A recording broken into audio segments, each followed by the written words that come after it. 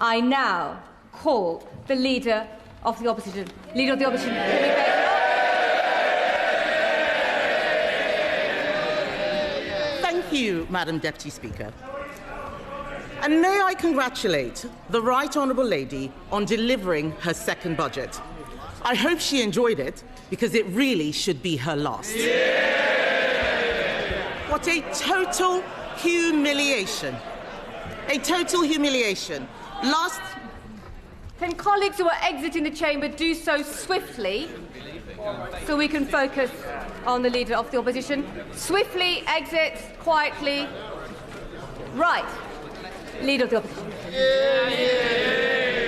It's a total humiliation, Madam Deputy Speaker. Last year, she put up taxes by £40 billion, the biggest tax rate in British history. She promised that she wouldn't be back for more. She swore it was a one-off. She told everyone that from now on, it would be stability and she would pay for everything with growth. Today, she has broken every single one of those promises.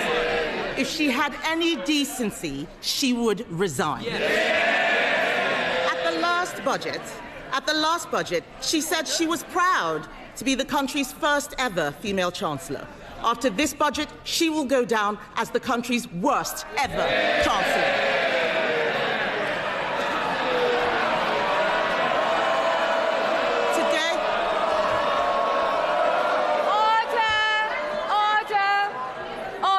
And the Chief Whip in particular knows that we don't allow clapping in the chamber.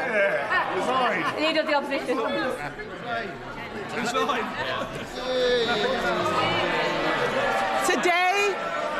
Today she has announced a new tax rate of £26 billion. They're all cheering. Household income is down. Spending policies in this budget increase borrowing in every year. That smorgasbord of misery we just heard from her can be summed up in one sentence. Labour are hiking taxes to pay for welfare. This is a budget for Benefit Street, Madam Deputy Speaker, paid for by working people. This budget increases benefits for 560,000 families by an average of £5,000. They are hiking taxes on workers, pensioners and savers to pay for handouts to keep their backbenchers quiet. These are the same, yes, they can chanter all they like.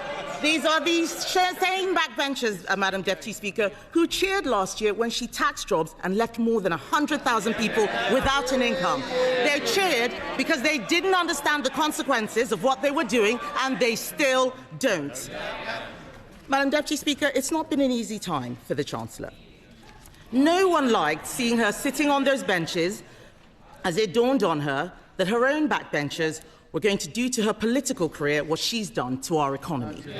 But she could have chosen today to bring down welfare spending and get more people into work. Instead, she has chosen to put up tax after tax after tax, taxes on workers, taxes on savers, taxes on pensioners, taxes on investors, taxes on homes, holidays, cars, I think even milkshakes, taxes on anyone doing the right thing. She and this government have lost what little credibility they had left, and no one will ever trust her again.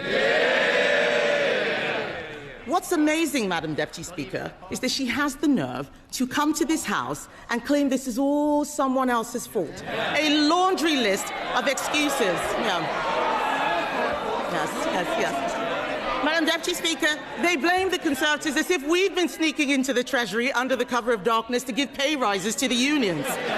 She inherited an economy with inflation at 2% and record high employment. She has tanked it in just over a year. Endless excuses. She blames Brexit. She blames Donald Trump. She needs to blame herself. And I've got some news for her. The Chancellor didn't seem to understand what the OBR was saying. Inflation is up, not down, and that inflation was stoked by her tax and spend decisions.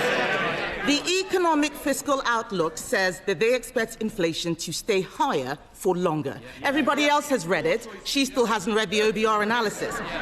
She blames higher than expected borrowing costs. Where does she think they came from? Those borrowing costs are driven by her lack of grip. She is paying more, you're saying us, she's paying more to borrow than Greece. She is paying more to borrow than at any point under the 14 years of Conservative government. Perhaps if Labour MPs read a book sometimes, they would know something. That includes an energy crisis, Madam Deputy Speaker. Under us, we had an energy crisis sparked by a war in Ukraine and a global pandemic. What is her excuse? What is her excuse? She is taking the public for fools, but they are under no illusions whose fault this is.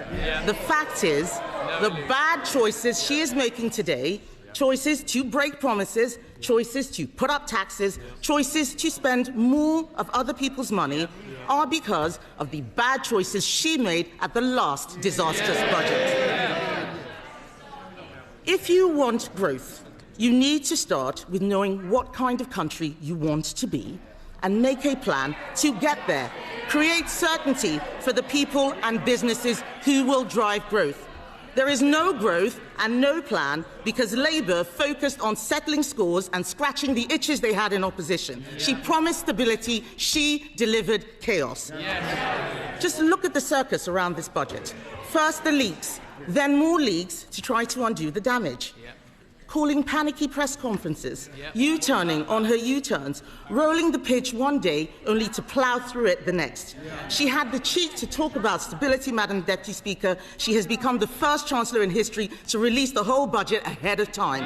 This is extraordinary. It tells you everything you need to know about her grip on the Treasury. She's making the UK a shambolic laughingstock to international investors, and if she doesn't resign for breaking her promises, she should sure as hell go for this.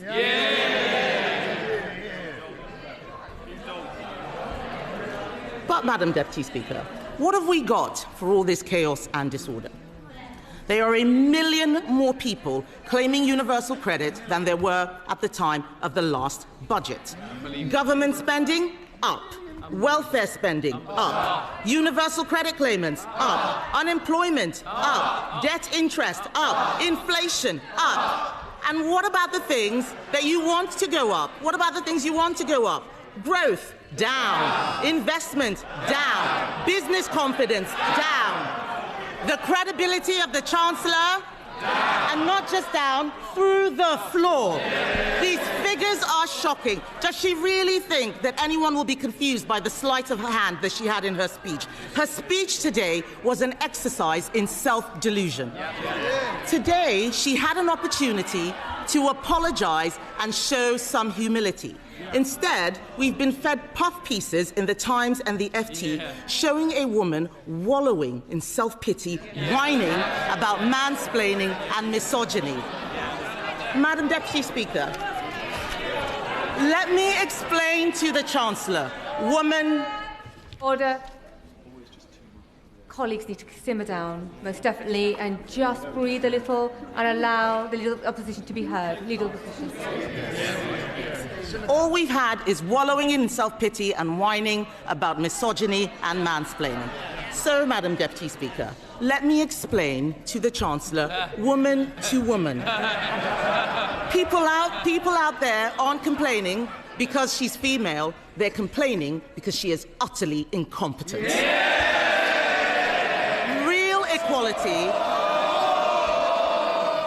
Real equality means being held to the same standard as everyone else. It means being judged on results. Take her bright idea, the Office for Value for Money. It's been closed down because it didn't save a penny. In fact, it cost the taxpayer £1.6 million. You couldn't make this stuff up. Madam Deputy Speaker, I've identified a way to save taxpayers huge amounts of money by sacking just one person, the woman sitting opposite. The ex-chief economist of the Bank of England was not mansplaining. He wasn't mansplaining when he said the uncertainty around today's budget is the single biggest reason growth has flatlined. What did the Chancellor think would happen when she went on breakfast telly to do an emergency public service announcement? I interrupt your Cheerios to bring you this frightening message about income tax. And then, unbelievably, she changed her mind 3 days later. No wonder people are in despair. She says she wants people to respect her. Order. Conservative colleagues are drowning out the Leader of the Opposition speech, so just be mindful nobody will be able to hear her at home. Leader of the Opposition.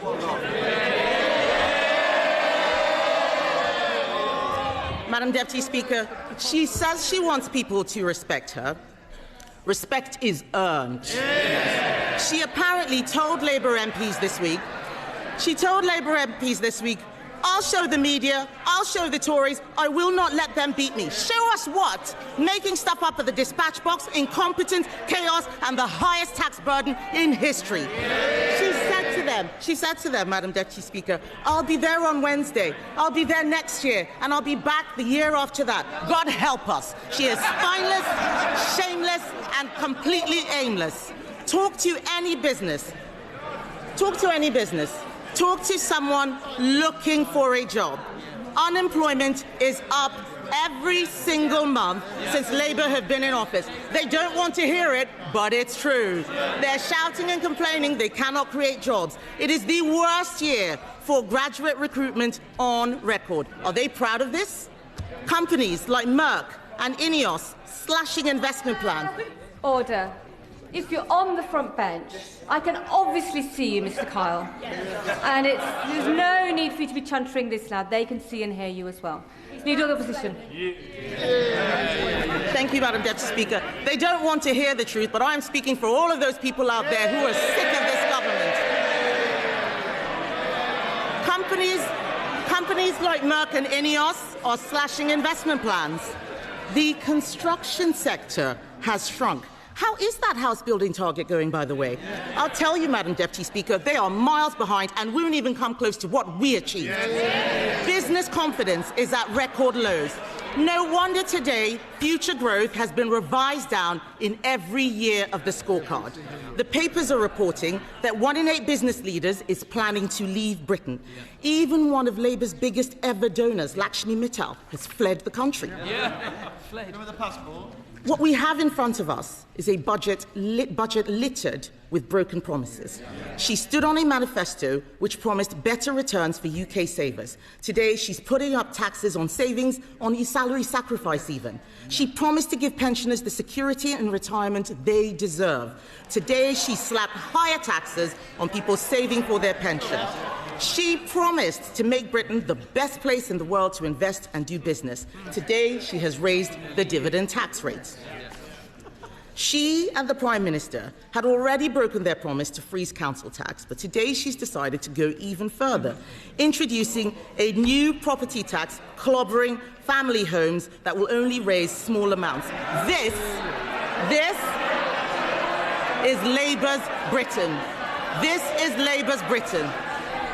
People who work hard, Madam Deputy Speaker, people who work hard and save hard to buy their homes get taxed more, while those who don't work, who in some cases refuse to work, get their accommodation paid for by taxpayers.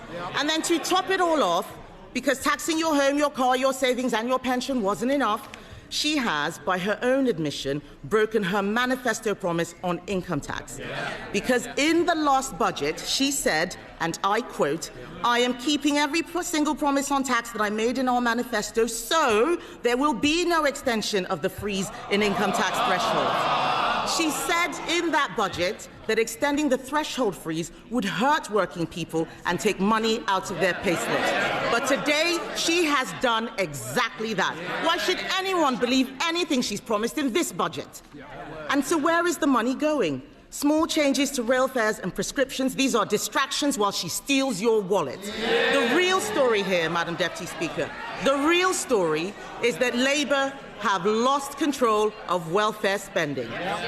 Not only will working people have their tax thresholds frozen while benefits go up in line with inflation, not only have Labour abandoned reforms that would have saved the taxpayer £5 billion after pressure from these backbenchers, today they have added another £3 billion to the bill by scrapping the two-child benefit cap. We introduced that cap, Madam Deputy Speaker, because it means people on benefits have to make the same decisions about having children as everyone else. Even Labour voters know that it strikes the right balance between supporting people who are struggling and protecting taxpayers who are struggling themselves. Just this summer, the Chancellor admitted that lifting the two-child benefit cap was not affordable.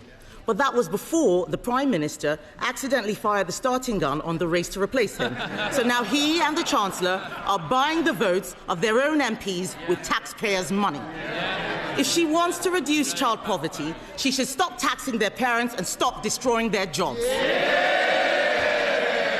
She congratulated herself on a new tax on landlords. Let me tell her this. Hiking tax on landlords will only push up rents. It will push landlords out of the market. The people who will suffer are the tenants.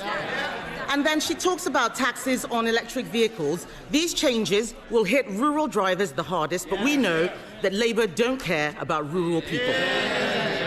All this budget delivers is higher taxes and out-of-control spending. Nobody voted for this. The Chancellor must take responsibility. She chose to impose the jobs tax, driving unemployment higher month after month. She chose to abandon welfare reform, meaning the benefits bill is spiralling. She chose to spend more and more money she didn't have, leaving taxpayers to foot the bill.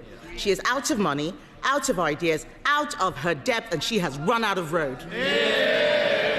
The country simply cannot afford a Chancellor who can't keep her own promises. Her position is untenable, and she knows it. She's talking to the Chancellor. Is he mansplaining to you, by the way? Is he mansplaining? Do you want some help? Would you like some help? What the Prime Minister should do is grow a backbone and sack her. But he won't, because he knows if she goes down, he goes down with her. So we're stuck with them both, Laurel and foolhardy. Does she have any sympathy for the people facing Christmas without a salary because of her jobs tax? For the retailers who are suffering sleepless nights because of their plummeting Christmas sales? People out there are crying. Last year, we had the horrors of the Halloween budget. This year is the nightmare before Christmas. And as for her, she's the unwelcome Christmas guest, 10 minutes through the door, and she's eaten all the Quality Street, Madam Deputy Speaker.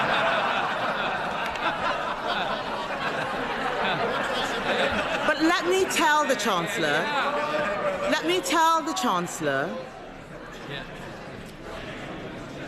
Chancellor something she has forgotten.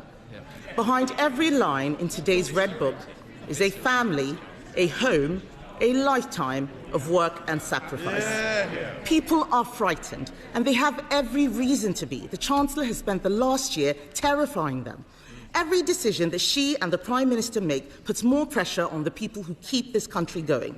If Labour are the party of working people, why is it that every day under them, thousands more people are signing off work and onto benefits? It's Conservatives who are the party of work. The Labour Party should be renamed the Welfare Party. And they are making a mistake. The British public don't want higher welfare spending. They want people in work providing for themselves.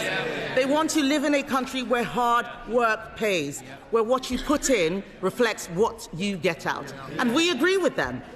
There is an alternative. We Conservatives have set it out. This budget could have saved £47 billion, including £23 billion from welfare. She could have applied our golden economic rule, allocating half of those savings to cutting the deficit and using the rest to cut taxes. Oh, they're all pretending they're not listening. It's the shame of the mess they've made. It's the shame of the mess they've made. Order. Mr. Vince. Mr. Thompson, you're so enthusiastic. I was worried you were going to knock Mr. War off his chair a moment ago, so we need to calm down and breathe, and we need to ensure that we can hear the Leader of the Opposition. Kemi Badenoch. Even the dog is laughing at the Chancellor, Madam Deputy Speaker. She could have applied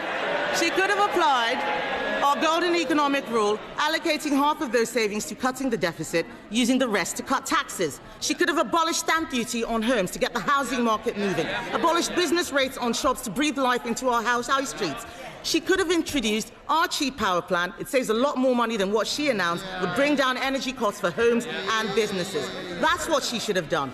She should be on the side of people who get up and go to work, people who take a risk to start a company, people working all hours to keep their business afloat. She should be on the side of the farmer, trying to hand something over to the next generation. The investor, deciding whether to spend their money in the UK or elsewhere. She should be on the side of the young person, looking for their first job. The saver, doing the right thing and putting money away for a rainy day. The pensioner, trying to enjoy a decent retirement. This country works when you make the country work for them. Only the Conservatives are on their side, Madam Deputy Speaker, and our plan for them is simple. Bring down energy costs, cut spending, cut tax, back business, and get Britain working again.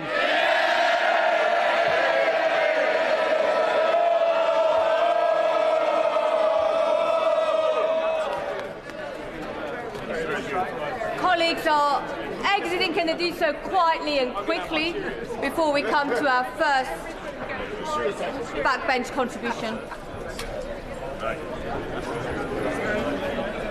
Quietly and quickly.